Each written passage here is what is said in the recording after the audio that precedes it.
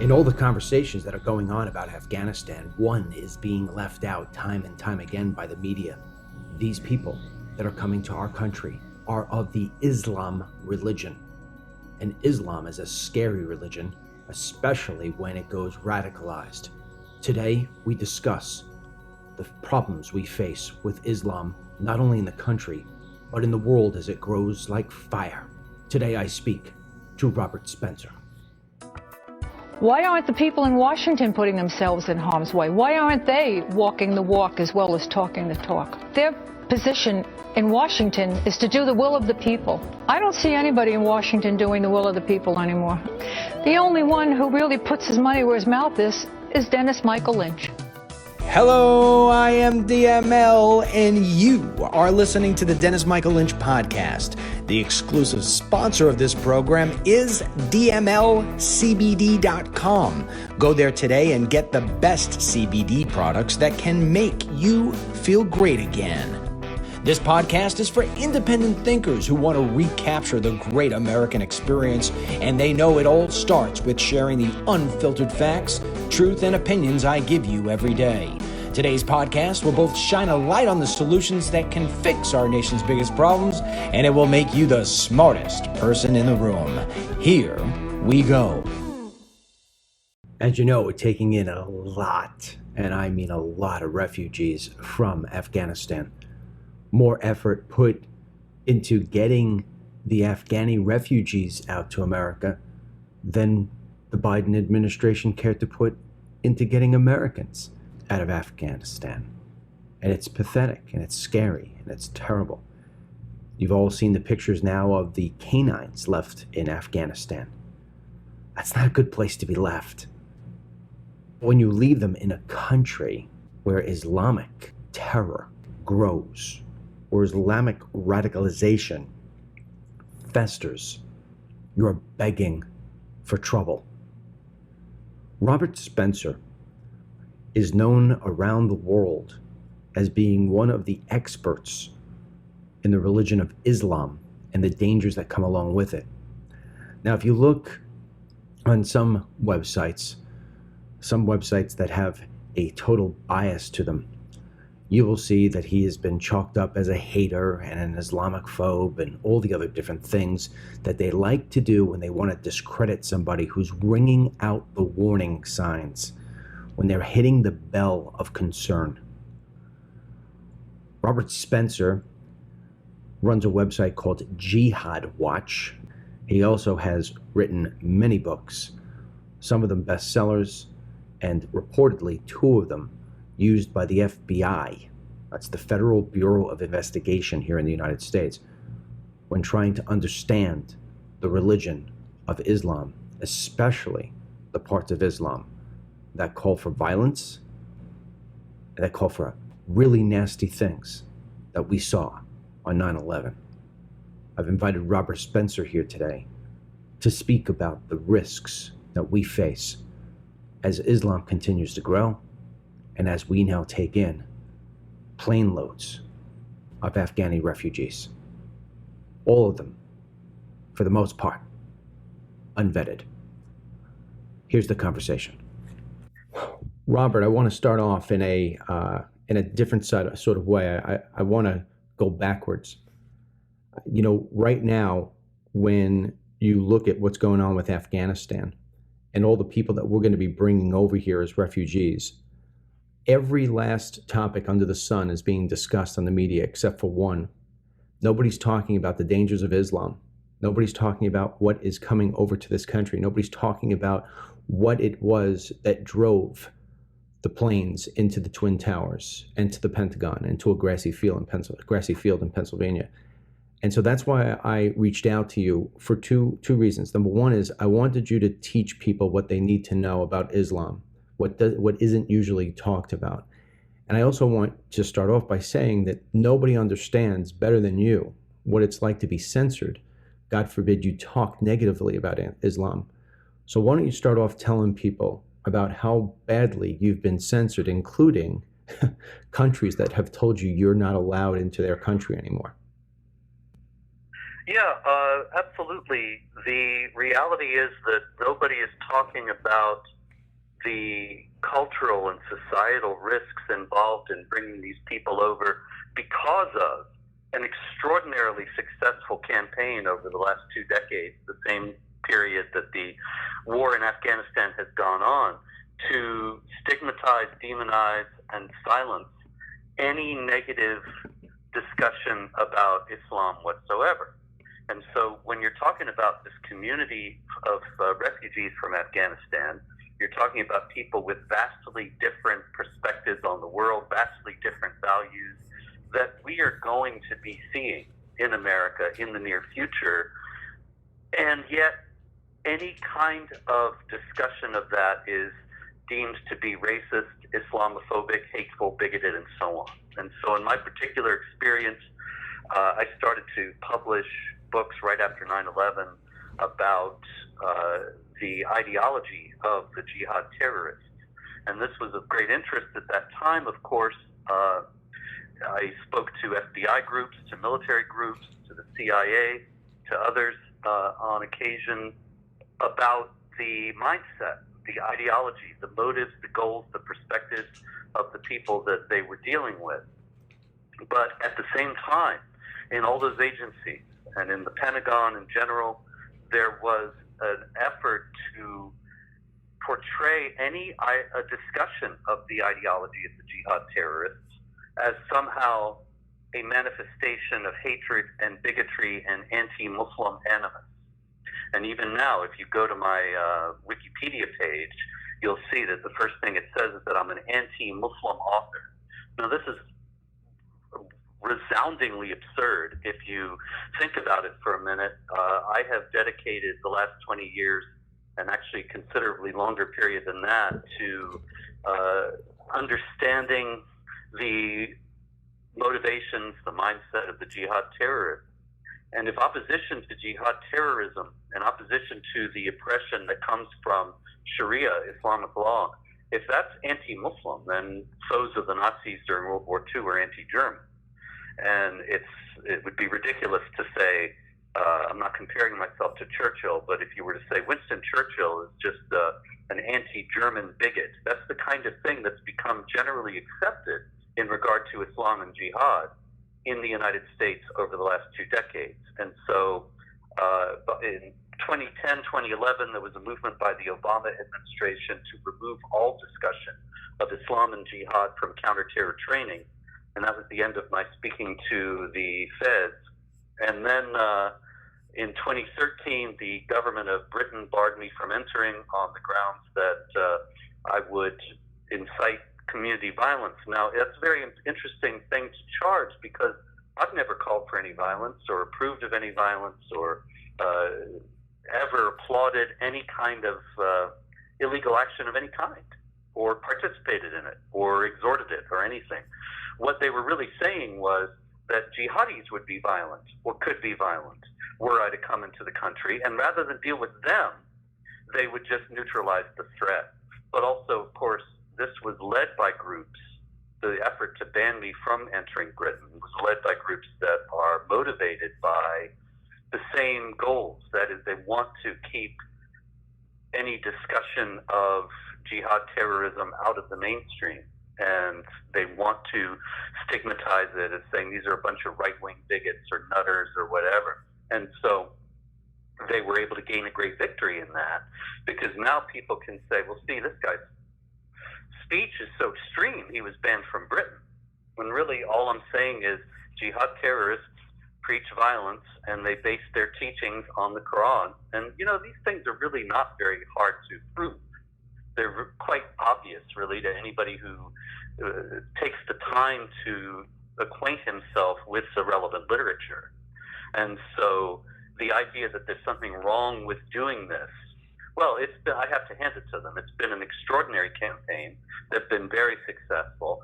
And so now, with tens of thousands of Afghans coming into the United States, we have no discussion whatsoever, not even the grounds for a discussion, not even any preliminary discussion about the societal upheaval that they're very likely to cause.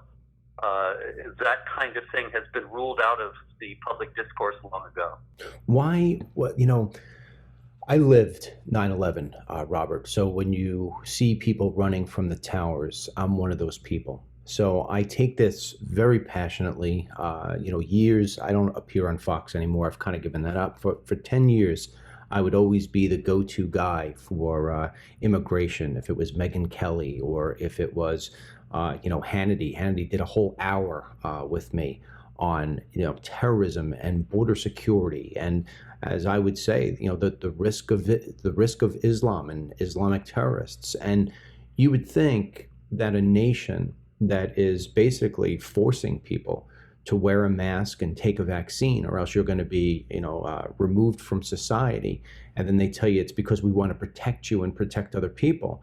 I mean, they'll go to extremes to try to protect against a flu-like disease that has a very, very small death rate, especially for the young and the healthy. But then when they look at something like Islamic terrorism, when we've got the blueprint right in front of us called 9/11, they'll censor people like you, they'll bash people like me, they'll wipe the conversation clean. You won't find anything on a Google search like you should. The public goes very misinformed, and we wound up looking at another 9/11 possibly.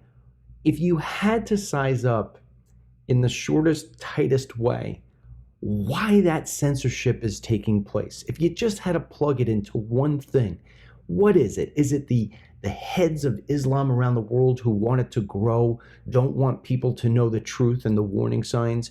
Is it that we've just gone so woke and so politically correct that we won't look at the truth when it's facing us face to face? What, in your opinion, what is the number one driver of the censorship and the silence that they bestow on this particular topic? I would say that it is the very widely accepted view nowadays that it's racist to discuss it. That if you are opposed to the entry of essentially a population in which there's an unknowable number of jihadis into the United States, then you could only be motivated by race hatred. For example, Trump banned travel from 13 countries, and 7 of those were Muslim. And the reason for the ban was that those countries would not provide or could not provide adequate information about the people wanting to enter, so that there was an unknowable risk, an incalculable risk involved in bringing over people from those countries. So Trump ended travel from those countries. And the ban, from the day it was first contemplated, a great deal time before it was actually passed, it was excoriated as a Muslim ban, which it never was, and characterized as an exercise in racism and bigotry. And of course, racism, it's quite a history in the United States. It's the national trauma, and if the left seems to have decided that if you can call something racist, then you can stigmatize and destroy it accordingly. And they have stigmatized or attempted to stigmatize any control over the borders as racist, and any opposition to mass migration as racist. Their point of view seems...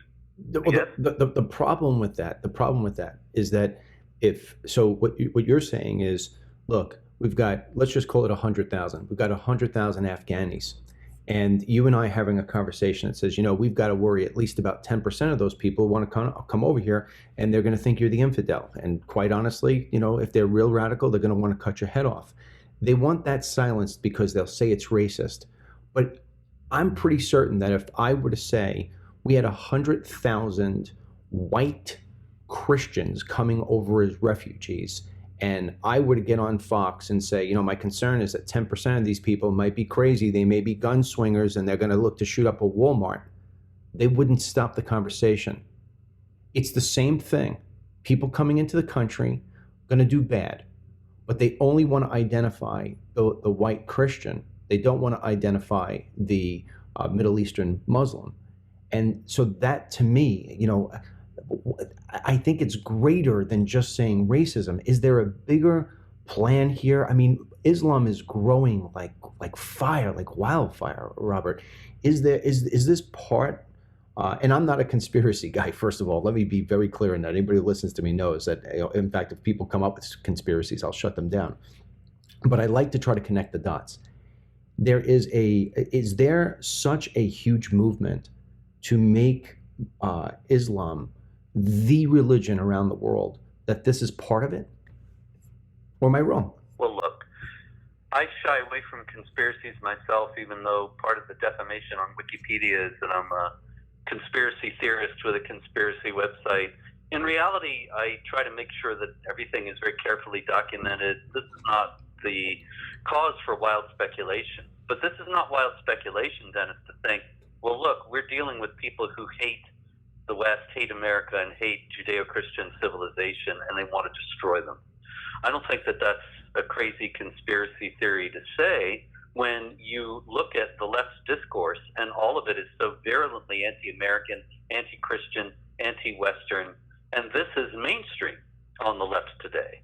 And so it's going to have effects. They're going to be, as you noted, very unwilling to deal with Christian refugees. And actually, that was the fact in the Obama administration, and also to a lesser degree today.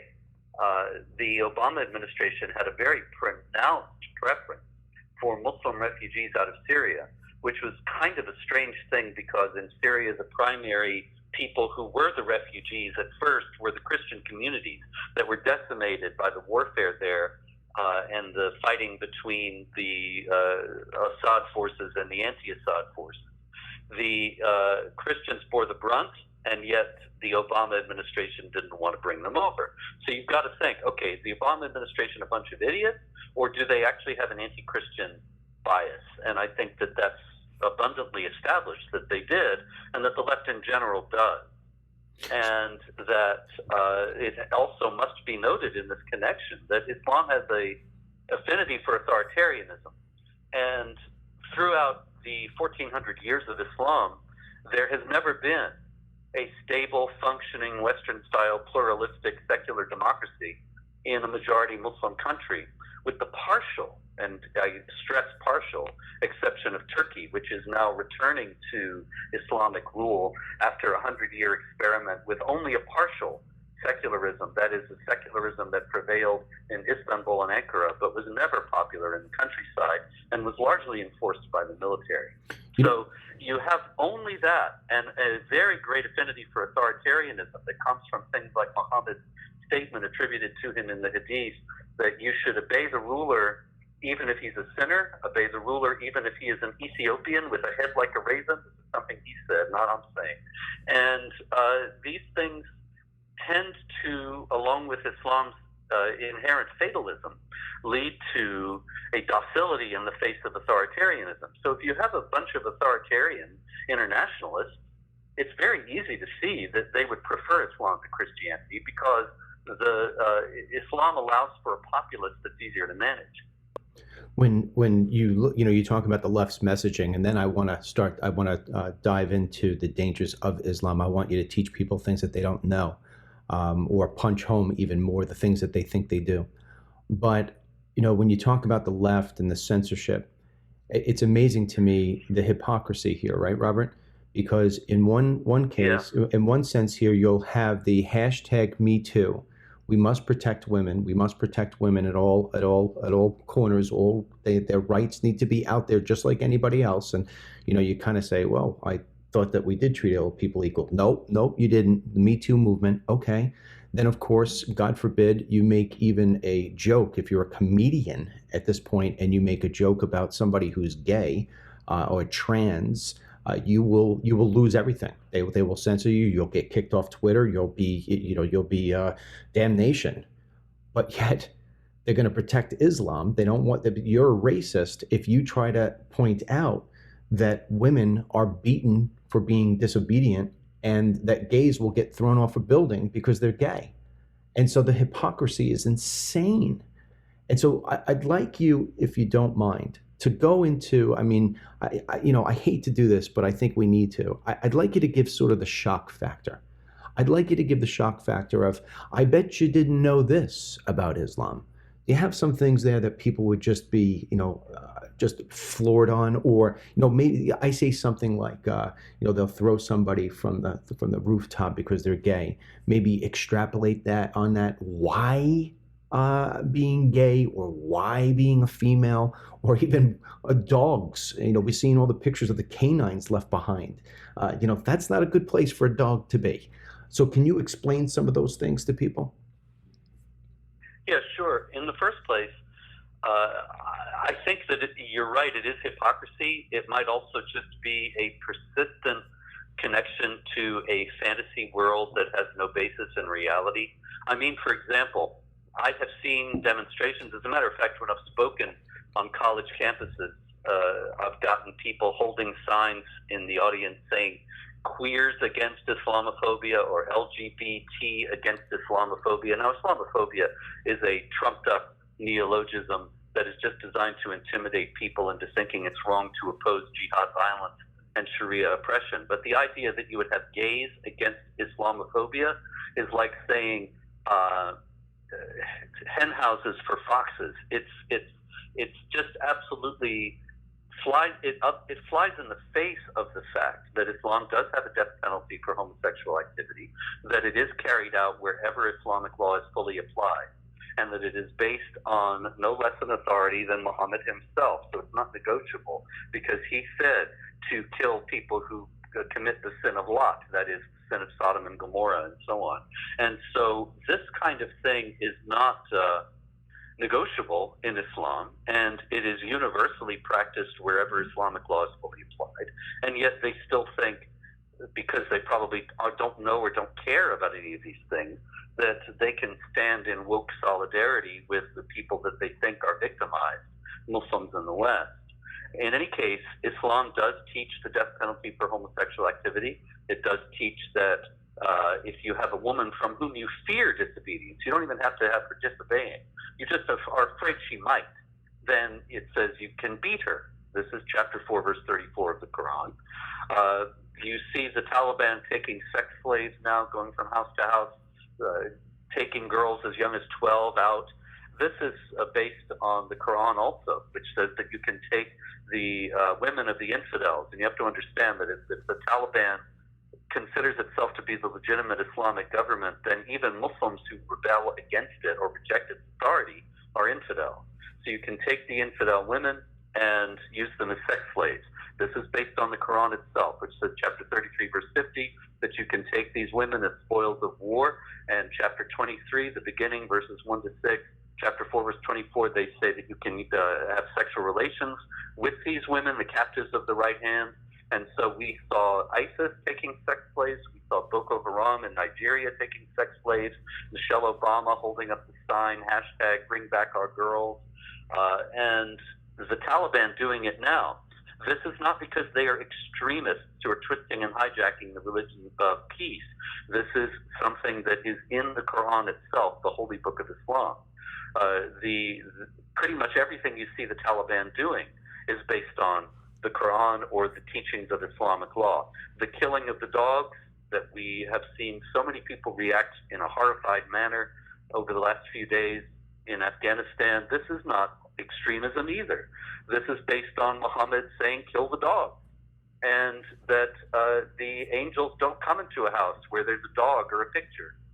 And that if you are praying and a woman passes by in front of you or a dog, then your prayer is invalidated, and so on. These are all Islamic traditions. And so the idea of having dogs as pets is absolutely foreign to those who are devout and observant in Islam. Consequently, to leave those dogs to die in Kabul in those cages, that's perfectly fine as far as the Taliban are concerned. Why do the men of Islam force the women into covering their faces?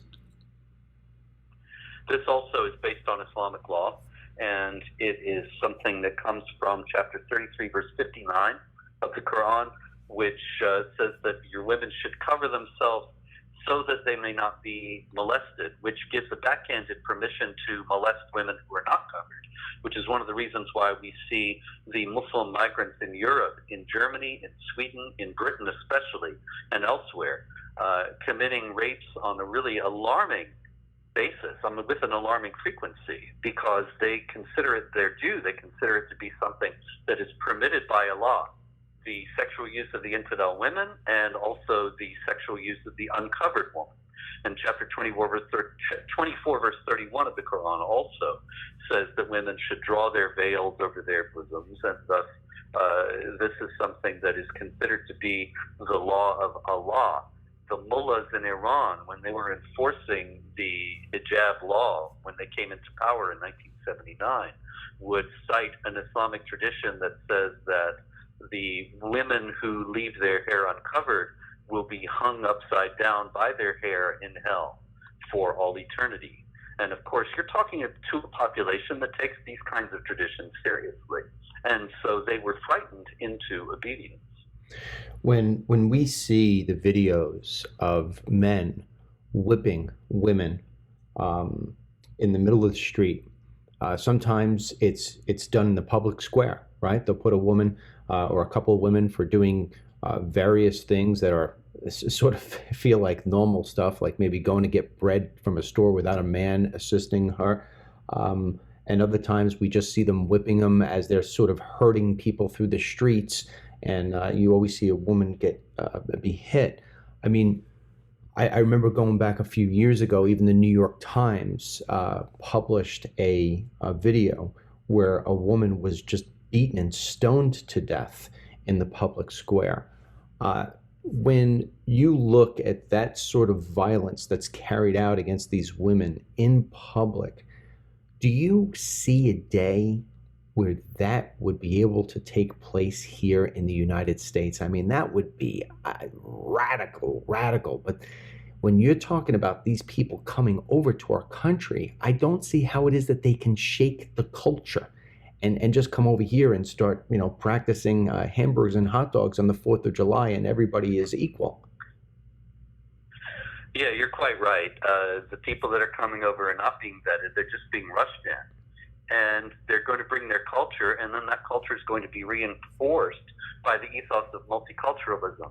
And leftist social workers who deal with the refugees are going to tell them, you should be proud of your culture, you should practice your culture. And that is going to mean women being brutalized. There really isn't any doubt about that. We've seen this in Britain. In Britain, about 10 years ago, Sharia courts were established, and British officials promised that the Sharia courts would operate in the purview of Islamic law, but whenever there was a matter that came into the purview of British law, then the Sharia courts would cede the case to the British courts. And so everything was going to be great. These were just essentially private arbitration for religious matters. But because the Quran sanctions the beating of disobedient women, the Sharia courts would deal with spouse abuse cases, domestic violence cases, and they did not refer them as they were supposed to the British courts. They would tell the women, you have to go and work harder to please your husband. And they would tell them to keep quiet about the abuse, when they should have, by the agreement they had made with British authorities, forward those cases to those authorities. But the same thing is going to happen here, that you're going to have Afghans and other Muslim migrants working from the assumptions of their own culture, and there will be some who defend them on the basis of multiculturalism if there's any challenge. For example, there were a couple of doctors who were arrested a few years back for practicing female genital mutilation, which is something that is also sanctioned in Islamic tradition and by the words of Muhammad himself. And so a couple of Muslim doctors were practicing it in Detroit and were arrested. The case was ultimately thrown out on the basis of religious freedom. Now, I don't think that the framers of the Constitution envisioned the freedom of religion in the First Amendment as being a license to break other laws or to brutalize women in this way. but this is the way that it was interpreted by a leftist activist judge, and so the cases against these doctors were thrown out, and there have been no other prosecutions for female genital mutilation in the United States, even though it is widely practiced. Without, I'm not looking for you to create a horror show here, but can you explain that whole mutilation process? What are they actually doing? Yeah, it's actually a clitoridectomy, and they remove the clitoris in order to remove the sexual pleasure or the possibility of sexual pleasure for a woman, because the idea is that a woman can be more easily controlled without this. And of course, there are a number of physical problems, as well as, in many cases, psychological problems that stem from this. And it essentially is condemning these women to lives of ongoing pain. But that's not really a consideration as far as the people who practice this are concerned. And a lot of, every time, this is more instance of this whitewash that we started out this program discussing. Every time there's a case discussing this in any Western publication, it goes out of its way to say this has nothing to do with Islam, this is a cultural practice.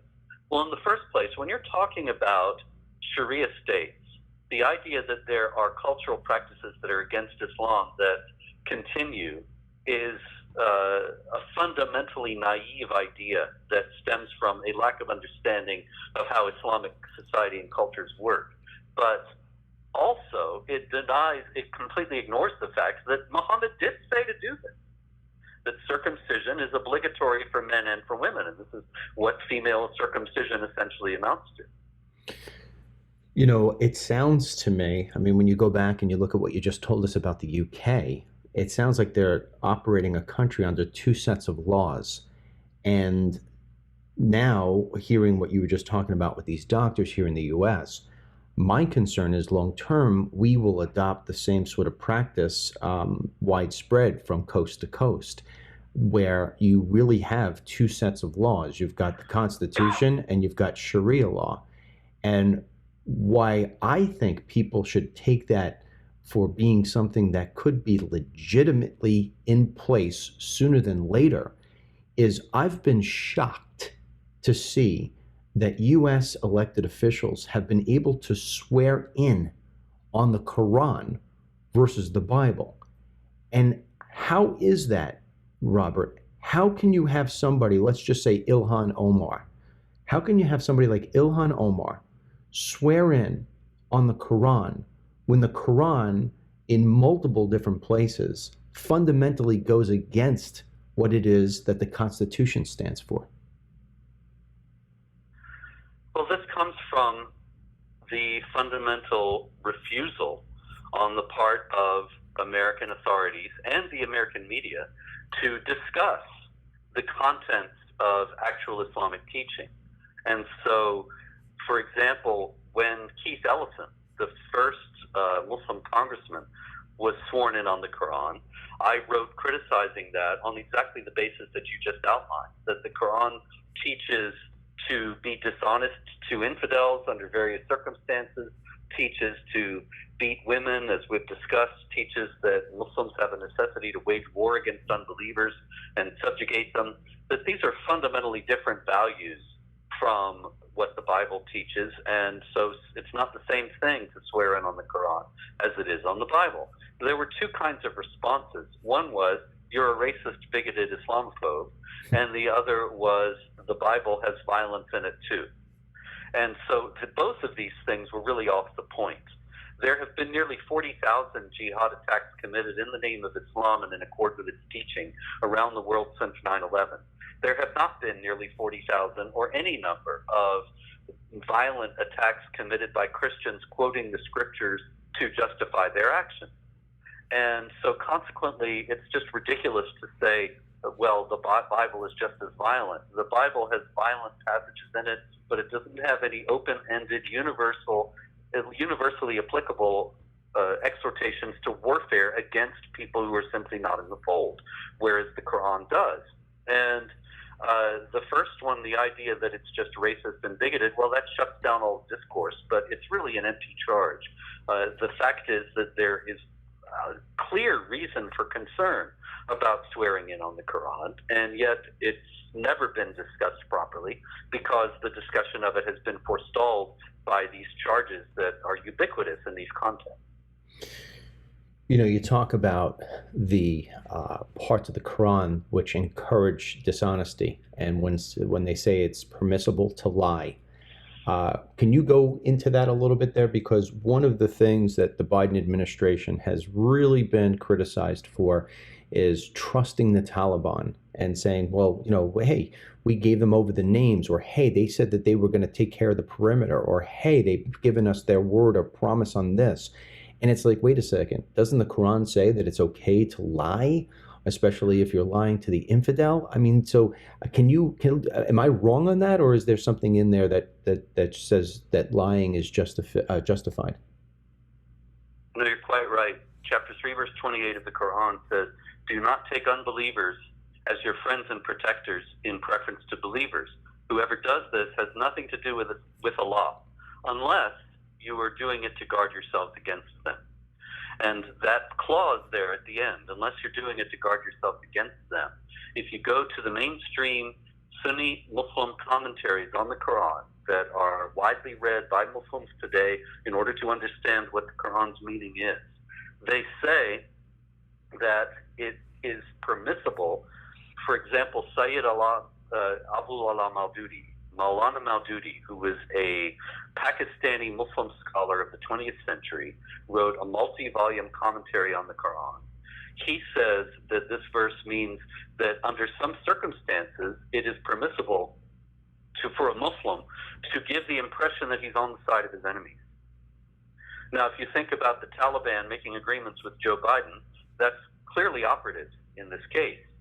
And Ibn Kathir, the great medieval Islamic scholar, whose commentary on the Quran is still read today and revered today, he says that this means the adage of Abu ad-Darda, who was a companion of Muhammad, saying, "We smile in the faces of some people, but behind their backs we curse them." Now, the Taliban smiles in the face of a general or two and says, "Yes, we'll take care of all these things for you."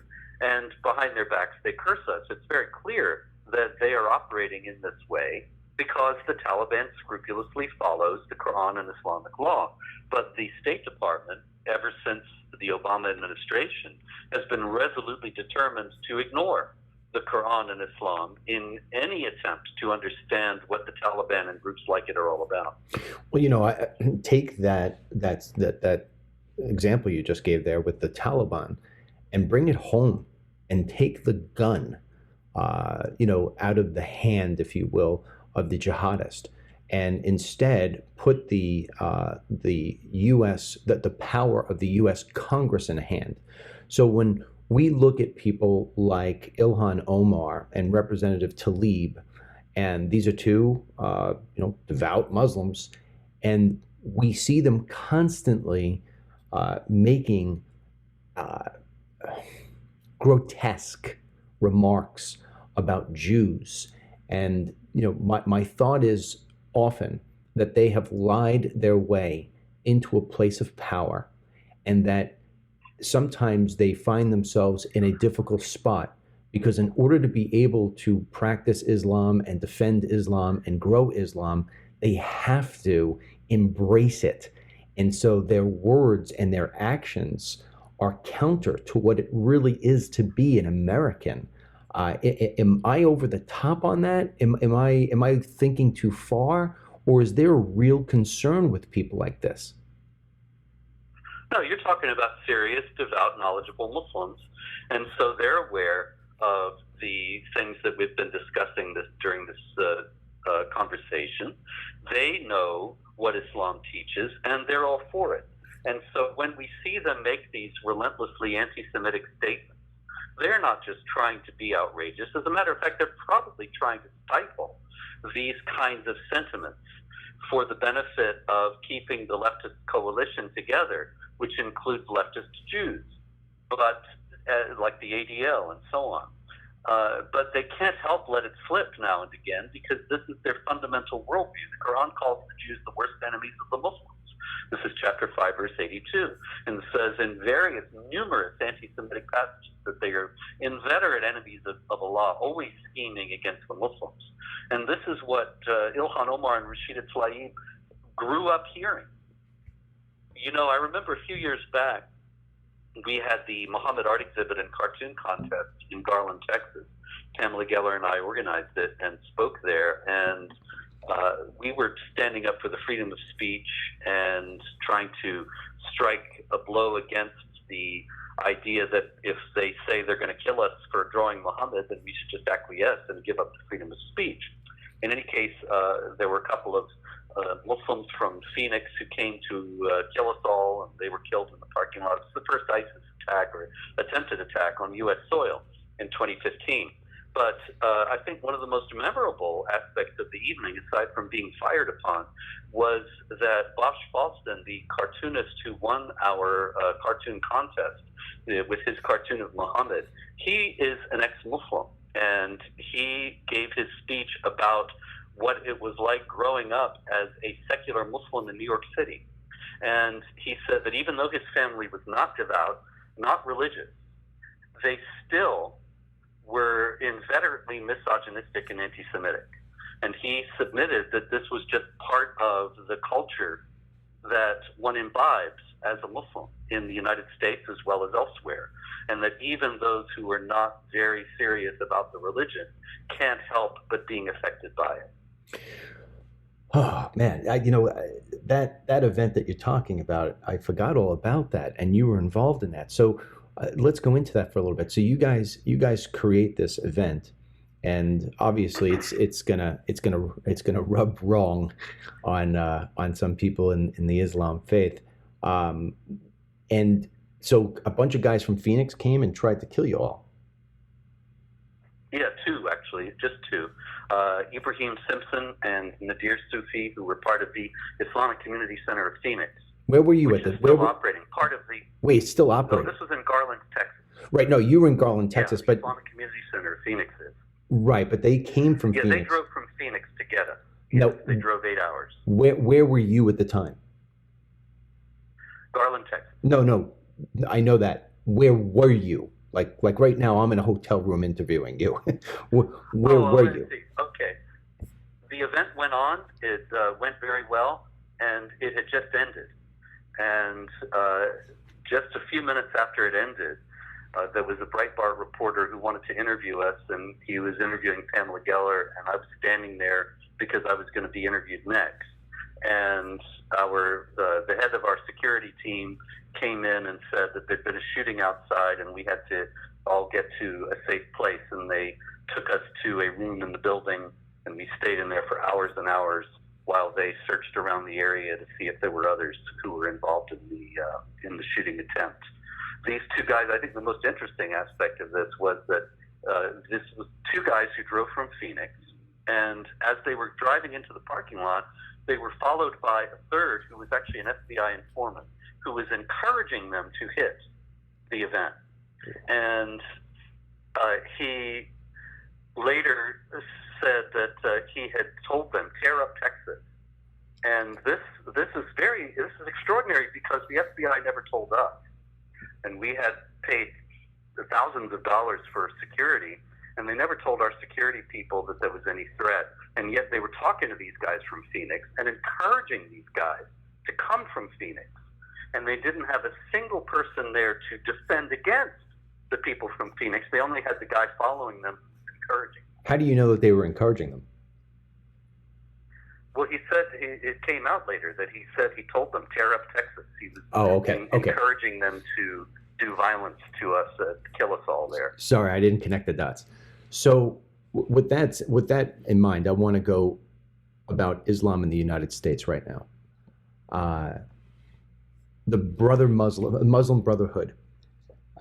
Do you believe that they are operating here in the United States in a way that is ultimately going to lead to more violence and more death in the United States, or are they getting an unfair tag?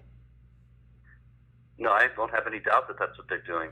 Muslim Brotherhood-linked organizations in the United States, like the Council on American Islamic Relations and the Islamic Society of North America, the Muslim American Society, and the Muslim Students Association, they are largely responsible for the stigmatization and silencing of any honest discussion about this threat. And so nowadays people are much more afraid of being racist and Islamophobic than they are of actual jihad violence. Mm-hmm. And this just creates a fertile soil for jihad violence to take place. And, not many people know it's still going on. Just a couple of days ago, in Garland, Texas, again, for that matter, there was a Muslim who called a Lyft, the taxi service. Right. And when the Lyft driver arrived, he murdered the Lyft driver, drove the car to the Plano, Texas police station, and opened fire there, and was killed there. And the police have been very laconic about it all, but they have acknowledged that he was motivated by a foreign terrorist organization, and I don't think they mean the IRA. Yeah. So how would you explain the Muslim Brotherhood? Who are they? What are they? Get the details. The Muslim Brotherhood was founded in Egypt in 1928 by Hassan al-Banna, who wanted to restore the caliphate. The caliphate is, in Islamic theology, the sole legitimate government under which all Muslims should be gathered. That is, they consider that the caliphate is the Muslim country. And theoretically, all Muslims should live in the caliphate, and the caliphate should make war against the non-Muslim countries and continue to increase in size. The caliphate was abolished in 1924 by the secular Turkish government, and ever since then there have been many attempts to revive it.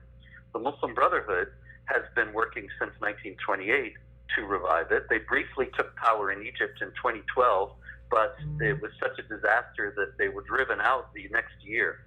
However, the major Muslim organizations in the West are all connected to the Muslim Brotherhood, and the Muslim Brotherhood is dedicated worldwide to toppling non-Sharia governments and installing Sharia governments, that is, governments based on Islamic law.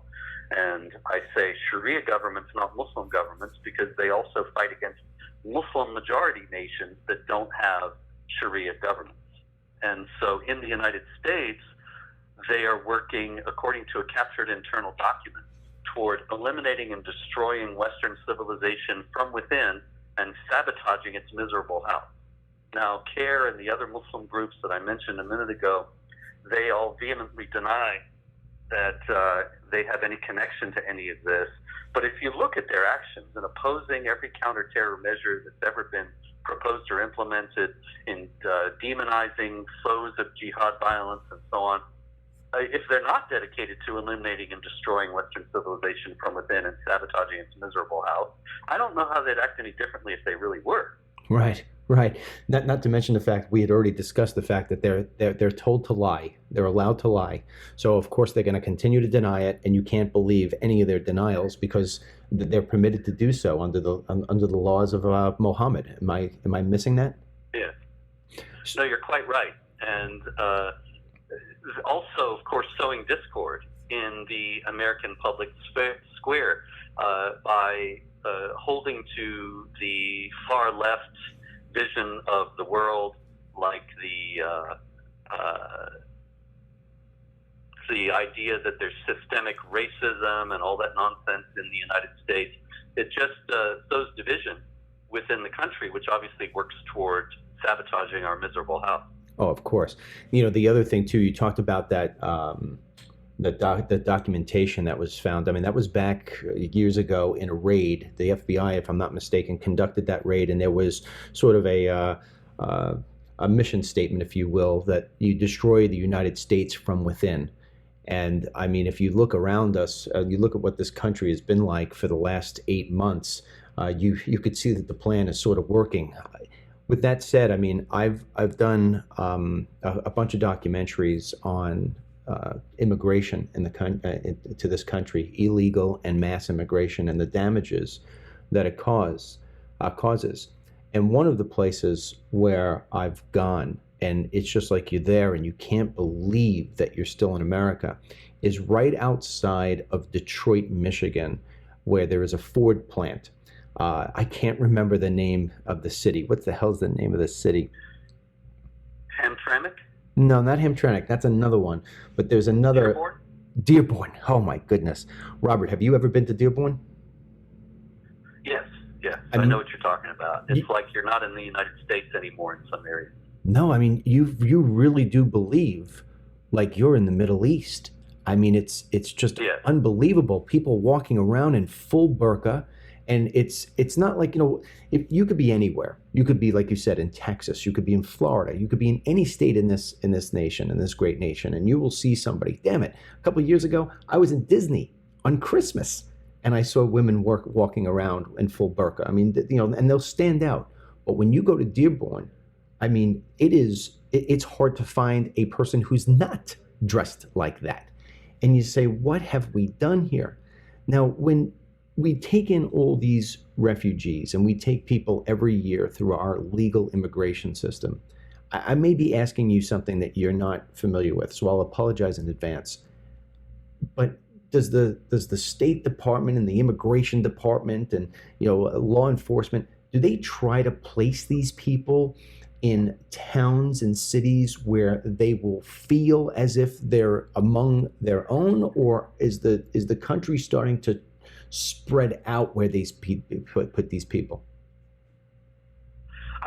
You're right. I don't actually know if there is any concerted effort to do that. I do know that whole communities of Muslims have been plunked down in the middle of American cities all over the country, and that they have caused disruption in many of these areas. For example, in Lewiston, Maine, there is a community of Somali Muslims, and they were just brought there en masse. It's the same thing in, I believe it's in Colorado somewhere.